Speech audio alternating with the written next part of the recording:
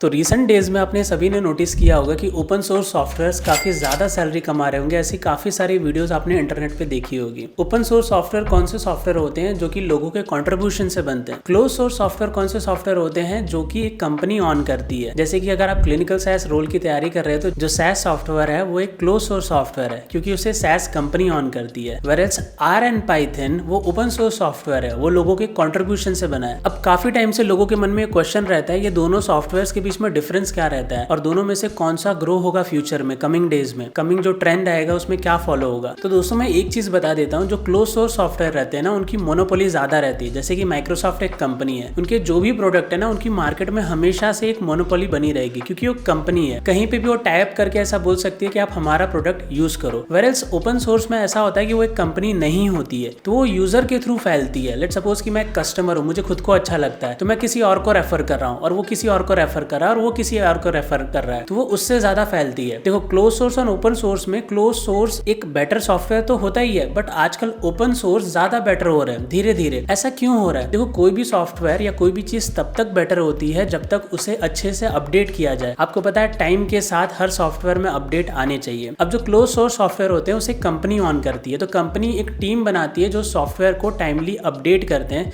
उसमें चेंजेस लाते हैं as per the current market. अब क्लोज सोर्स सॉफ्टवेयर में एक टीम होती है क्योंकि एक कंपनी का प्रोडक्ट है। ओपन सोर्स सॉफ्टवेयर में उसके लिए दुनिया ही एक टीम है। क्यों ऐसा? क्योंकि हर जो यूजर उसे यूज करता है वो उसे अपडेट भी कर सकता है, वो उसे कस्टमाइज भी कर सकता है अपने यूज के हिसाब से। अब ये कस्टमाइजेशन 100% पॉसिबल तो नहीं होता, बट काफी हद तक कस्टमाइजेशन कर सकते हो, अपडेट कर सकते हो। वेयरएल्स ये चीज क्लोज सोर्स सॉफ्टवेयर में पॉसिबल नहीं हो पाती। अब तीसरी चीज, अगर आप कंपनीज में जॉब कर रहे हो, लेट्स सपोज एक क्लिनिकल रिसर्च ही कंपनी है, वो काफी टाइम से क्लिनिकल सैस सॉफ्टवेयर को यूज कर रही थी, इसीलिए उस रोल को कहा जाता है क्लिनिकल सैस। तो देखो फ्यूचर में क्या होगा, क्या वो आर एंड पाइथन से रिप्लेस कर देंगे? तो मुझे ऐसा लगता है कि कंपनीज अब ओपन अप होना चाहती है। कंपनीज चाहती हैं कि एक सॉफ्टवेयर तो हम यूज ही कर रहे हैं, क्या हम और जो सॉफ्टवेयर है उससे कुछ अल्टरनेट या कुछ बेटर निकाल सकते हैं जो ओपन सोर्स सॉफ्टवेयर अवेलेबल है। फ्यूचर में ट्रेंड ये होगा कि इन दोनों के बीच में कंपटीशन रहे कि ना रहे, कौन सा सॉफ्टवेयर यूज होगा, प्रॉब्लम वो नहीं है। लेकिन जो एक जॉब सीकर है, जो जॉब ढूंढ रहा है या कंपनी में जॉब कर रहा है, अब उसको सैस के साथ उसको आर एंड पाइथन सॉफ्टवेयर भी फ्यूचर में ऐसा हो जाएगा कि उसे आना चाहिए। अब ये मैंडेटरी तो नहीं होगा ऑल ऑफ सडन,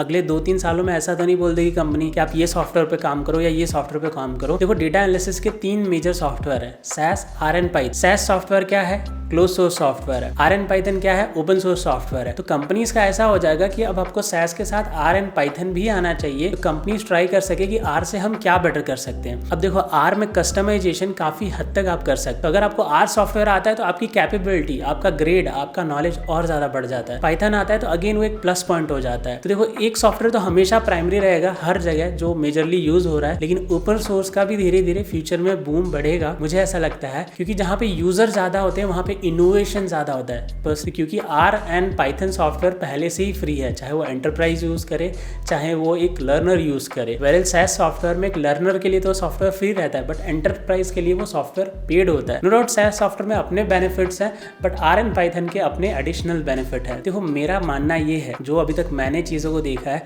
कि अगर आपको सैस, आर एंड पाइथन आता है तो ये 3 सॉफ्टवेयर आपके लिए कभी भी आज से 20, 30, 40 साल के लिए इनफ रहेंगे आपको डेटा एनालिसिस या डेटा साइंस इंडस्ट्री में या क्लिनिकल सैस प्रोग्रामर रोल पे आपको टॉप नॉच रहने के लिए। क्योंकि अगर ये 3 टूल आते हैं तो आपने ऑलमोस्ट सारी चीजों को कवर कर लिया है। ऑन टॉप ऑफ दैट मैंने ट्रेंड देखा है, क्लिनिकल रिसर्च कंपनीज है ना, उनका फोकस रहता है कि हमारा जो डेटा है वो काफी कॉन्फिडेंशियल है, तो हम उसे संभाल के रखें। तो वो अपने टूल्स भी, इंटरनल टूल्स भी डेवलप कर रही हैं और उनपे भी काम हो रहा है। तो इंटरनल टूल्स पे जो काम होते हैं, मतलब ऐसा नहीं कि पूरा काम वो इंटरनल टूल्स पे हो रहा है, कुछ हद तक वो चीजें इंटरनल टूल्स पे कर रही हैं। तो मेरा कहना यही है, इन शॉर्ट आपको फ्यूचर में चीजों के साथ ओपन अप होना पड़ेगा, इंस्टेड ऑफ कि मुझे यही चीज आती है और मैं यही चीज पे रहूंगा। और देखो सीखने की बात मैं करूँ तो देखो अगर आपको एक सॉफ्टवेयर आता है ना, दूसरा सॉफ्टवेयर सीखने में कोई डिफिकल्टी नहीं आती। लेट्स सपोज आपको सैस आता है तो आर एंड पाइथन आप इजीली सीख सकते हो, तो उसमें कोई घबराने की जरूरत नहीं है। एंड ऐसा नहीं होने वाला कि कल जाके कंपनी आपको निकाल देगी और बोलेगी इसी सॉफ्टवेयर पे काम करो। तो ऐसे भी मत घबराना कि अगर आप सैस सॉफ्टवेयर पे काम कर रहे हो तो आपको अगले 5 सालों में, 2 सालों में कंपनी निकाल देगी और बोलेगी कि ये सॉफ्टवेयर पे काम करो। ये कंपनी के पास ऑलरेडी बहुत सारे प्रोजेक्ट्स हैं, तो ऐसा नहीं कर सकती, वो ऑलरेडी प्रोजेक्ट्स को डिलीवर करना होगा, SaaS पे काम स्मूथली हो रहा है तो वो फॉलो कर रहे हैं, लेकिन आपको भी टाइम के साथ ट्राई आउट करना पड़ेगा ताकि आपकी खुद की क्रेडिबिलिटी बढ़े, आप किसी पर डिपेंड ना रहो। तो ओपन सोर्स क्लोज सोर्स में यही दोस्तों मेजर डिफरेंस है कि क्लोज सोर्स कंपनी ऑन करती है, उसमें आजकल जो मैंने पैटर्न देखा है उसमें अपडेट चेंजेस स्लो हो रहे हैं, बट ओपन सोर्स के साथ जैसे जैसे कंपटीशन बढ़ रहा है ना तो क्लोज सोर्स भी अपना अपडेट फास्ट कर रहा है। पहले क्लोज सोर्स की मोनोपोली होती थी, बड़ी कंपनीज उसे ऑन करती थी, अच्छा पैसा कमाती थी, लेकिन जैसे ही ओपन सोर्स सॉफ्टवेयर मार्केट में आए हैं ना तो उसमें क्या होता है कि यूजर बहुत ज्यादा है, ओपन सोर्स सॉफ्टवेयर फ्री होता है, बहुत सारी कंपनीज भी यूज करने लगती हैं, बहुत सारे लोग भी यूज करते हैं, उसके अपडेट बहुत जल्दी आते हैं, लोग मिलकर उसमें कंट्रीब्यूशन करते हैं और अपडेट फास्ट होता है कंपेयर टू क्लोज सोर्स। तो यही एक मेजर रीजन है कि अब close source open source software में टफ कंपटीशन है, दोनों ही अब अपने आप को अच्छे से अपडेट कर रहे हैं। उसी के साथ मेरा ऐसा मानना है कि आप भी अपने को अच्छे से अपडेट करो, ये मत सोचो कि ओपन सोर्स क्लोज सोर्स में से कौन सा करो, आप दोनों में से थोड़ा थोड़ा नॉलेज रखो, आपको हमेशा काम रहेगा और आप हमेशा मार्केट में टॉप नॉच में रहोगे।